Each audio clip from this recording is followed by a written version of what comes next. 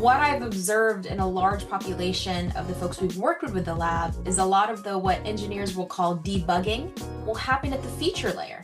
Shaping a culture, moving, creating a movement, everything requires a shared language.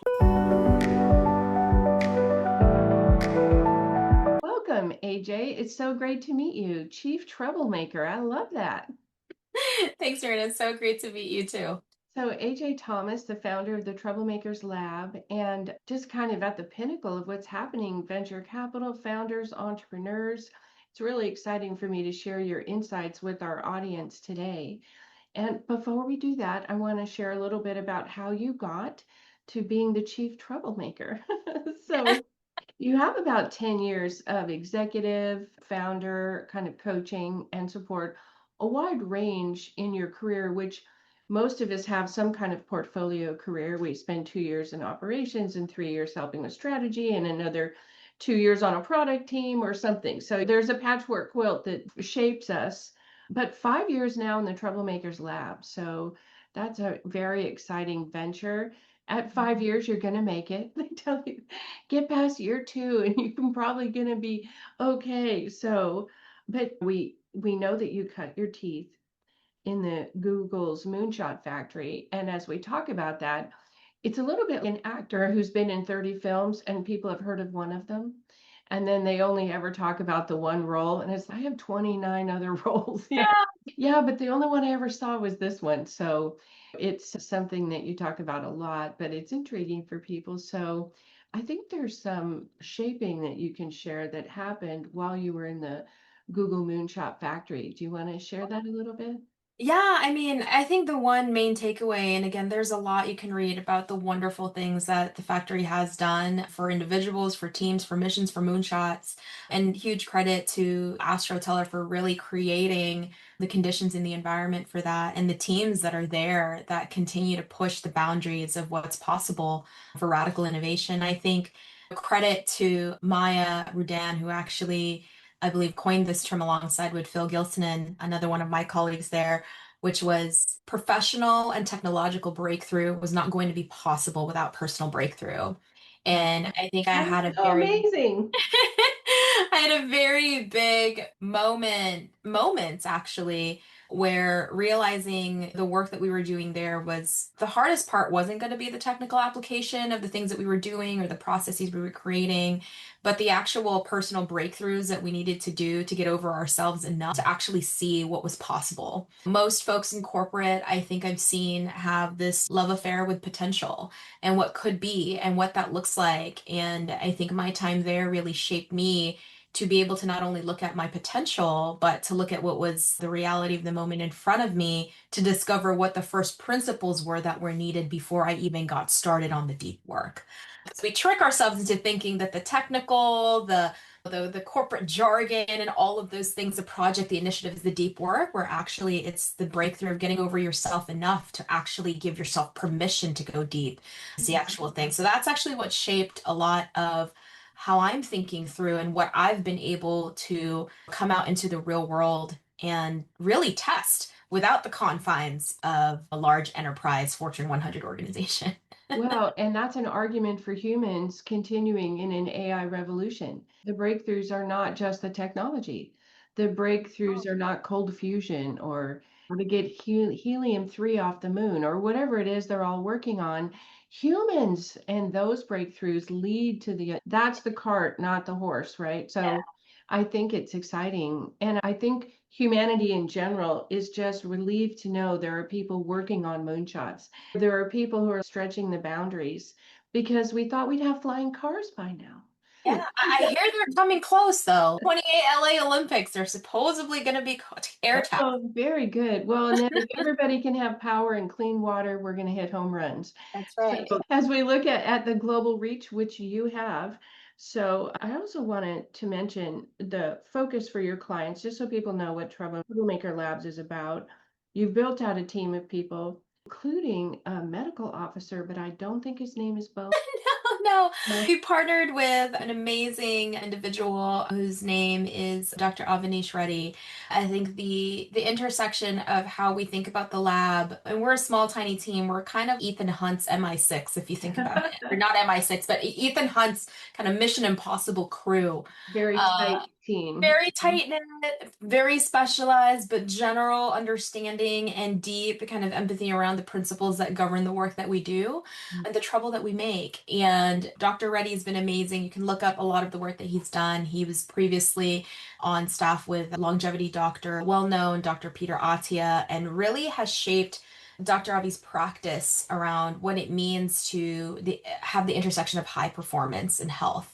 And so the Troublemaker Lab really has this triad of focusing on transformation through the lens of self, health, and wealth. Wow. Whether you're a founder, you're an up and coming enterprise leader, whether you're a business leader or entrepreneur or founder, VC backed founder, whatever it may be, that is transitioning into more of a CEO operational role. We really want to make sure that you're not just looking at the job that you're doing, but you're looking at that kind of that through that third eye of self, health, and wealth for yourself so you can make better decisions and have the capacity to lean in and make the impact that you were always intending to make. Think it's just so much foresight in adding someone again with the human component. You see founders that are burned out. You see founders, oh my Lord, I'm involved in my next raise and I just kind of don't want to go on because I just work 24/7. I don't remember my kids' names. And I thought we had a dog, but I haven't seen the dog in a while. Maybe So, it was a cat. right. So you just lose touch with life outside of the project you're in. It can just take you a Yeah, hold by the throat. But you can't be effective if you have a heart attack or a stroke, that's or you're right. so burned out you don't have the energy to do the travel for the Europe raise or whatever you're doing. And so to keep that human dashboard as healthy as your financial dashboard really it offers a lot of insight.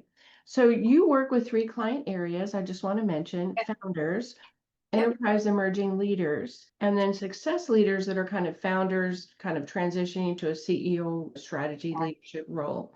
And so that's very different, as we know. Yeah. Founders can crash and burn because they think once they've made some money, they have every right answer, and they don't. And before they make the money sometimes. So it's, but you need a little help over here. So having them understand the role of a CEO and that leadership and strategy piece instead of because I said so and I own the company, now go do it. So I think that that growth for those humans that you provide, that also grows their business, that also offers these breakthroughs and these leap forwards in what they're doing. So they maintain a market edge. And the world is changing so fast.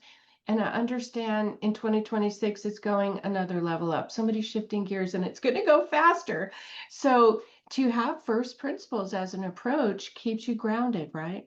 That's So right. you say using those first principle strategy framework offers those quick insights, offers those breakthroughs. Do you want to share a little bit about that? So I know when we talked before this interview that you sometimes would almost confound leaders in different countries, English as a fourth language, with, but have you thought about it this way? And then, so you bring this perspective that's, well, let's start with all things are possible, and Yeah. then let's go from there. And we don't realize we put bumpers or blinders on. We think it's got to go this way. And wow, look at all the possibilities that opened up because I'm working with the troublemakers. Well, I mean, if we think about it, right, shaping a culture, moving, creating a movement, everything requires a shared language. Once you have the shared language, it's the lever of storytelling to be able to take that to the next level of action and impact, right? So anywhere I go, I think, and I have the large swath of the clients that we work with and the troublemakers that are making their kind of good trouble in all the sense of the work that they're doing are really looking to make impact in technology, shaping what all of that looks like. And so the language and the approach that we have has been really resonant when translating it to things that are already in their flow of work. So, what does that mean? If you think about a technology stack, if you think about a skill stack, if you think about the tools that's actually needed, the systems, the processes, and the tools, people can connect to that all day long because if they're in an organization or they're creating one or they're leading one, they're part of a system. They're either architecting or delivering in. And if you think about the process, this is how the work gets done. Everyone's doing something because they're doing some things in the work. And then if you think about the tools, these are the extensions of either the teams or the technology that need to be able to be a part of that entire alchemy. And so what we really talk about is how you think about your operating system layer, kind of like a three-tier stack of technology. Mhm. An operating system layer, which governs really your mission, your mission, your vision, your values, and at the end of the day, how you decide, right? On top of that operating system sits a stack called your application layer. And that application layer are really the tools and the teams that help govern the work that you do. So how you decide, work that you do, how you work. And then on top of that are really the feature layers, which everyone will recognize as milestones, OKRs, goals, initiatives, revenue targets, whatever it may be that we need to be able to land. And that's really what you deliver. Yeah. Across all of those sections in that stack, right? Thinking about it as an architecture of your culture, what I've observed in a large population of the folks we've worked with the lab is a lot of the what engineers will call debugging will happen at the feature layer. Mhm. People will always look at what's happening with the features first, Yes. spend a ton of time going, why isn't the target being met? Why aren't we meeting our goals?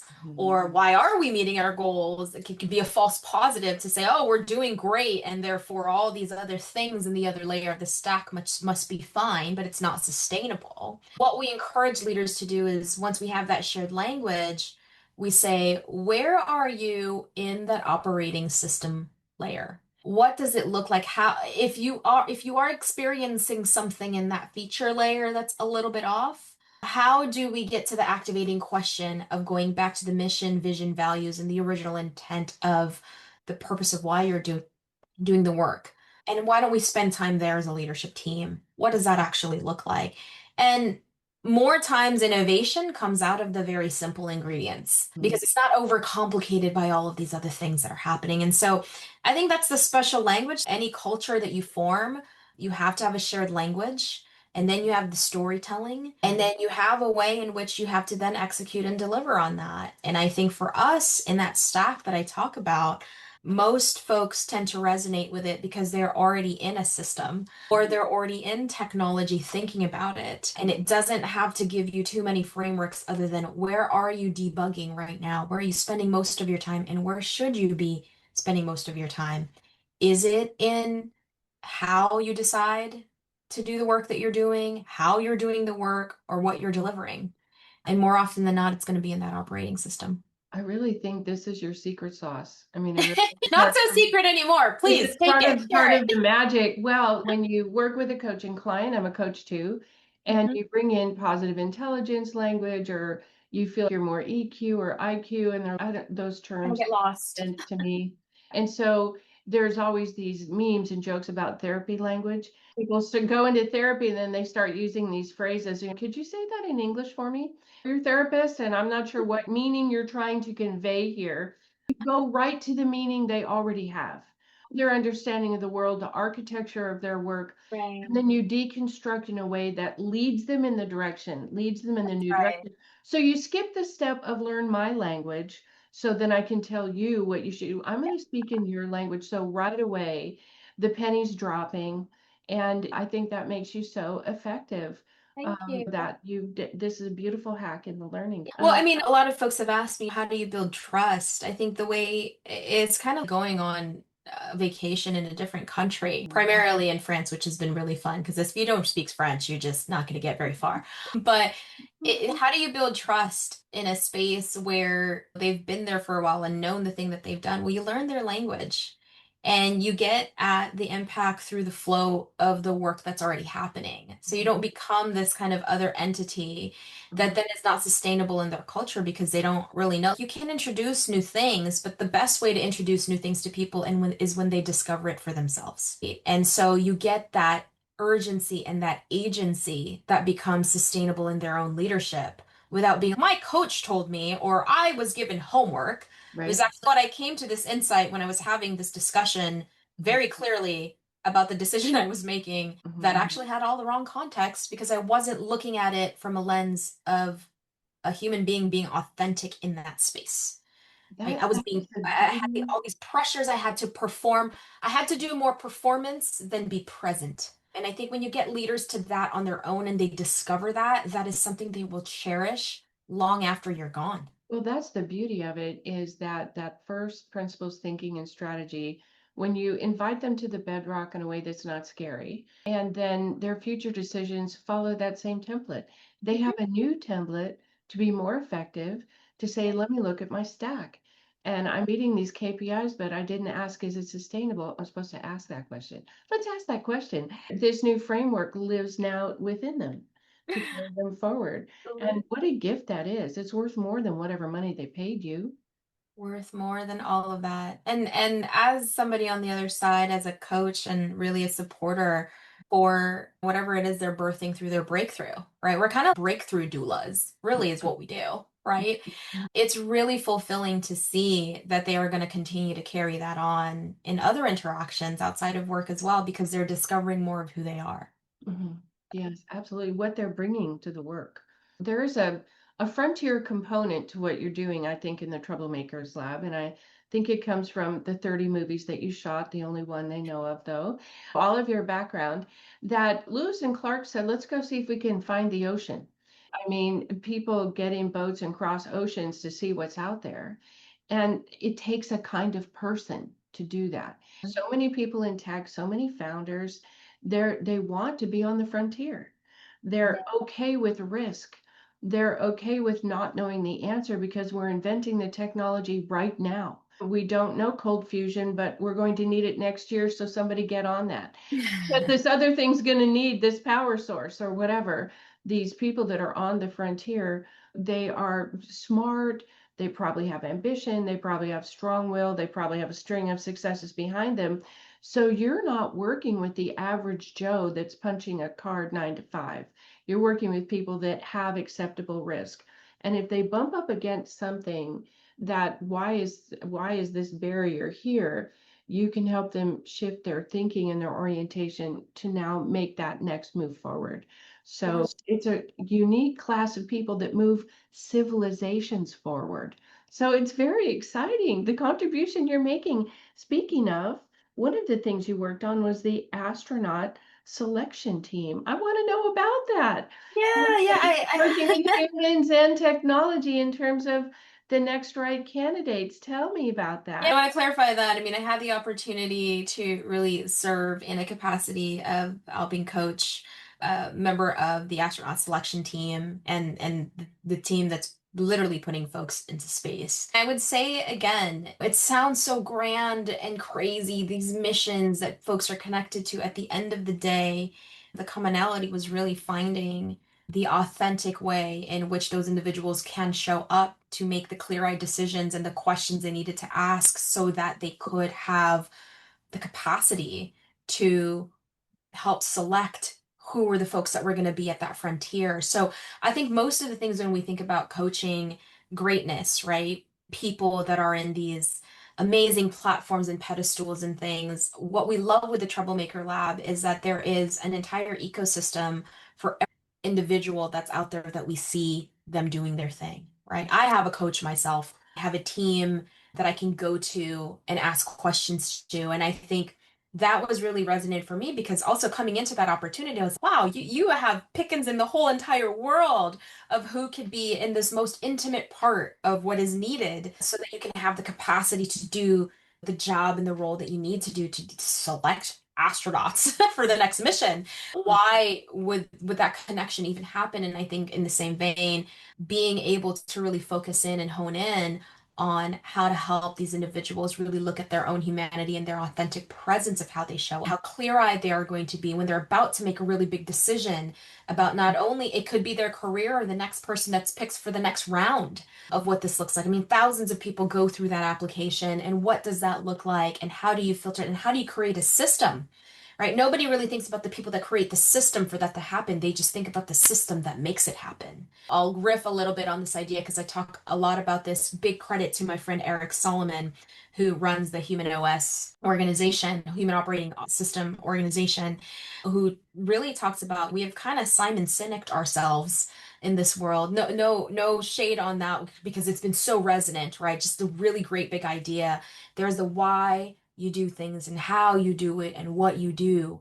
And I think in a world where we are enamored and focused on the why, how, and what, let's not endeavor to forget the who. And that's really a lot of where we work at that intersection because that who requires you to look at yourself, your own health, and the wealth of whatever the connections, not just financially, but emotionally, presence, and time that it's going to take for you to actually create the impact that you're looking for. And so that was what the work there showed me was that again, as technical and great and grandiose, we can translate some of the things and the conversations I was having in that work to any kind of vertical that was ready to receive and look at who they were in context of why, how, and what they did.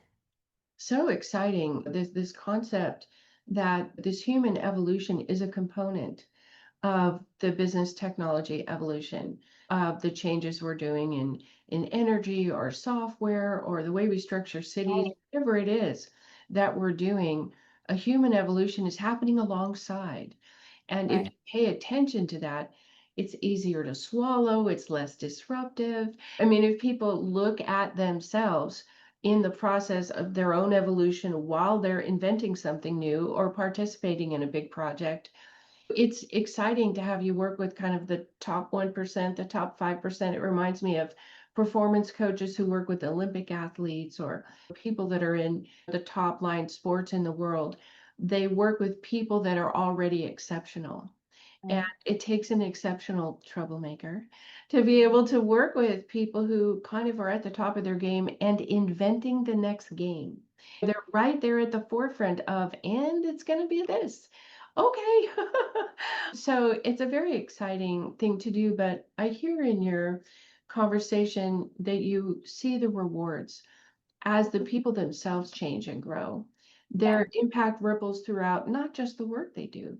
The Mhm. humans they are offers this ripple of impact in the Right. growth they've achieved, who they hire, their mission moving forward, but also they're members of our collective humanity and they're growing. So there's a net benefit outside of KPIs and strategy in the next round of funding. Yeah, absolutely. I mean, I think that is the work. That's the beautiful work we have the opportunity to wake up to every single day. And I would often say the AI and technology revolution, I mean, if you bucket that under emerging technology in general, something else is going to happen after this that will be interesting, that will coalesce an entire generation of learning and apply it into whatever the new innovations are going to be, is a small component of the human evolution. So any revolution I mean it's in the word, right? It's a re-evolution. Revolution stems from the evolution of our own kind of psyche and again the breakthroughs that we experience as humanity and in the work that I get to do with these folks that are lighting up the entire continent of Africa with the infrastructure that's needed to bring that entire country online. I mean, that is going to change the way the world and the economy flows in the global markets because most of those folks have not been online. And when they do, I mean, I think the statistic was over 90% of the population in Africa, in that emerging country, is 25 years old or younger. So if you think about the adaptability once that entire nation goes online, what could that look like for us in just a decade, in just five It's such a years? force to be reckoned with, and Yeah. education is so much online. You Hmm. can be in Mumbai or you could be in Nigeria and take the online class for physics. There's nothing to stop you. All the Accessible. barriers are kind of collapsing. I read Right. an article the other day, and then I'll ask you for your view on sort of Sure. future about a 14-year-old homeschooler who solved a 40-year-old math problem, and she was tinkering with it and doing her chores she just kept noodling about it, and then she emailed the answer to some professor at Berkeley and he said, so you need to start working with our math team online. She's 14, and yes, this is the solve, but this talent is out there, and look at the collapsing nature of all that because of technology. If people wanted one world, we're almost there. Let's get Africa online, some other places, and then we'll be operating as one world. It's so exciting what's possible then. It is. So, It is. and you're a part of it. So We're share with all a me, part of it, share whether with we me like it or not. your global outlook, what you think is coming next, anything because your perch is unique. Thank you. Any Yeah. thoughts you have about the future, short term, long term, whatever your thoughts are. And so as somebody who is a mother of three, who is, I believe, as all of us that are doing work in education also, I don't do direct work in education, but I get educated every day by my three teachers. No kidding. My kids are in that range of my youngest is 4, I have a middle who is 9, and then I have a 14-year-old. So I have a kindergartner, one in grade school, and then one in high school. You've got the full Um, complement. Absolutely. Think about I'm doing a triple major right now. Either I'm doing a triple major on a PhD or I am serving 3 sentences of 18 to life. I don't know. Sometimes it It's feels something like differently. that. It's something Depends like on the that. day. When I'm That's doing right. the laundry, it feels more like the latter. Exactly. What I think is awesome as far as the future is concerned is I think there could be more intention around how we think about the decisions we make today and framing that in a longer term view. I think with all of what's going on in the world, primarily here in this country and what's happening, I mean, today as we film this podcast, it's election day, right? We have agency to learn the information that we need. Information is at our fingertips more more so than it's ever been. And that can be overwhelming. And I think my not prediction, because there's no way to predict anything, but what I see, at least in the horizon, is that there will be platforms that will help with the sense making around how we intake this kind of information and how that influences decision making at micro and macro levels around the world. Yeah. My hope for the future, I would say, is that we investigate what those look like for us. That, well, I'll say, as aggregators of the information, right? We're seeing a lot of that in how large language models are being put in place, where data centers are popping up, where the ubiquitous nature of data is generated and transcribed and then analyzed and then delivered as insights, just like that in the blink of an eye.